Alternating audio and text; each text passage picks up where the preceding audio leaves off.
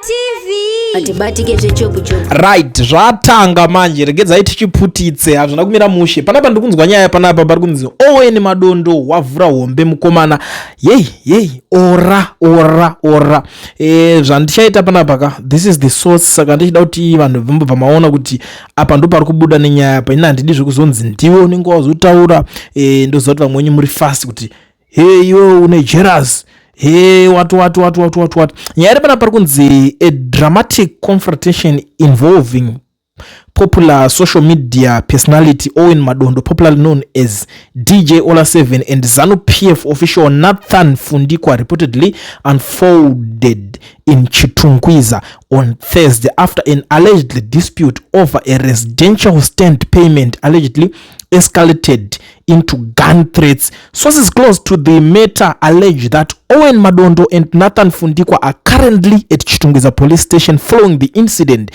which reportedly stemmed from a disagreement linked to a residential stand in Riverside low density suburb. According to insiders familiar with the matter, Fundikwa allegedly sold a residential stand to Madondo earlier on Thursday, with part of the agreement reportedly involving the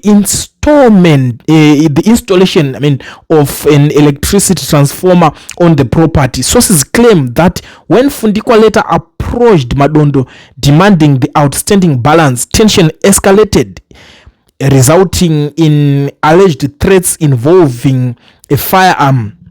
Things turned ugly after Fundikwa came for his balance. There was a shouting and threats being exchanged before the matter ended up at the police station, said a source close to the developments. Another source alleged that a firearm was produced during the confrontation, although the exact circumstances surrounding the alleged threat remain unclear. Efforts to obtain official confirmation from the Zimbabwe Republic Police were unsuccessful by the time of publication. However, a police officer who spoke on condition of anonymity because they are not authorized to speak to the media confirmed that an incident involving the two parties had been reported and was being handled at Chitungwiza police station. Neither Owen Madondo nor Nathan Fundikwa had publicly commented on the allegations at the time of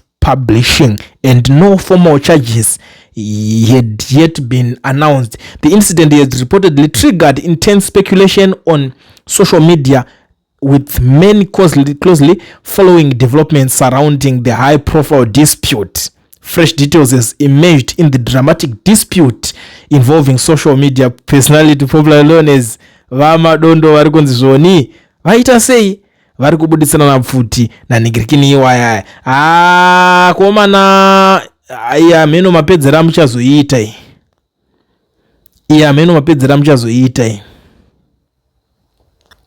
because chechiitika manje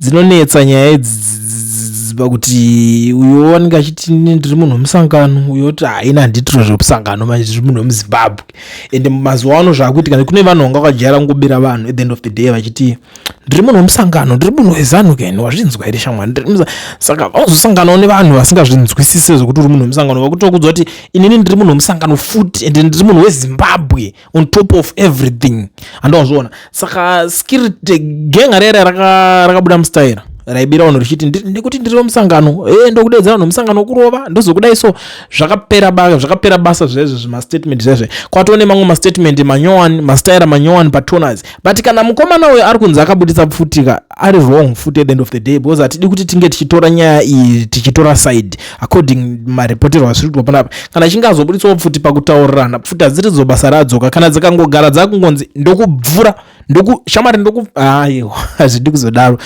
kudaro mune mapedzera makutokanganisa pazvinhu zvese panenge zvisingachavaraidzi.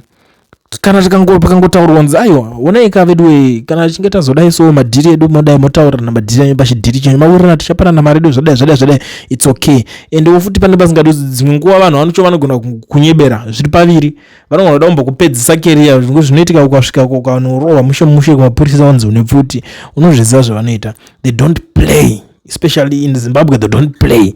Nyaya yakangotaura kunzi ningata ane pfuti unokuwara nekurohwa zvekutika unozopedzisira watozondichero wanga usina. I still remember pane imwe nyaya yandinoziva yakamboitika back then.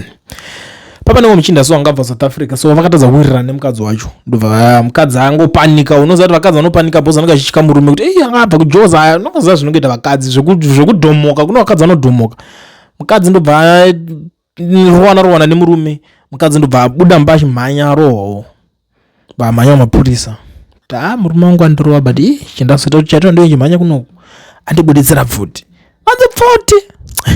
Unokuwaza vakomana vakanzwa kuti pfuti. Vakauya vari vanhu vaiva vekutika. Because vatakangota kuti murume wangu abva kuSouth Africa but ane pfuti. Mai wi. Unongosvika uchingonzwa dzichikokwa panenge pasitombori zvekutamba. Ndobva asvika manje bva abatwa mufeso. Because mufeso akatobuda akati chii chiri kuitika. Akaona polisi asvika masvikire iwayo. Akatosumudza maoko mudenga. Chii chiri kuitika? Vashinga vamubata vaenda naye. Vakamudhinda vakamurova kusvika varova ngirikini mushini kusvika usingachashande nekuti haminoziva kuti kare hamino marovera vaita no rova kusvika mushini waya wanzwaira se wake mushini wake hapasina zango mablank kuzodaiso hauchamuke kuzoti mai mwana wako kuzodaiso munhu aneta nekurohwa vaneta nekurohwa munhu ndoiwana kubvi kuvhuta yacho amuri kuti ndiningine imba yacho yakasechwa everywhere.